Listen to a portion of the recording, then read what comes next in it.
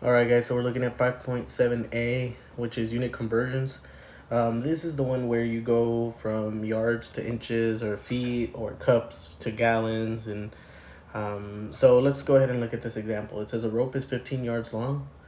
How many inches is a rope? So you have to understand the units of measurement. So we know that inches is the... Oh, sorry about that. Inches are the smallest one. Then after that, you go to feet. And then after that, you go to yards. So yards are the biggest ones. So I know that there are 12 inches in 1 foot. 1 foot. 1 foot. But I also know that there are 3 feet in 1 yard.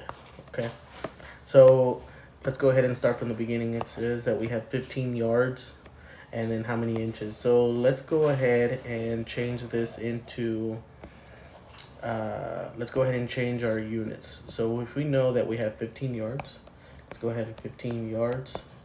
Let's figure out how many feet that is by multiplying it times 3, because remember, 1 yard is the same as 3 feet.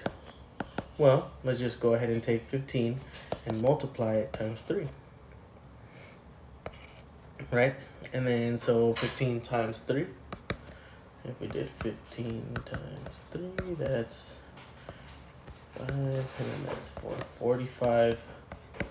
Oh, sorry. 45 feet. Okay, well, we have 45 feet.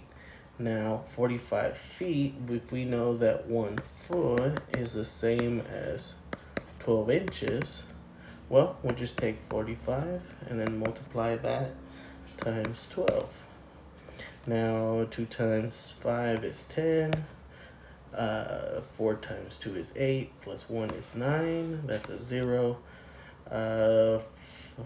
1 times 5 is 5. 1 times 4 is 4. Alright.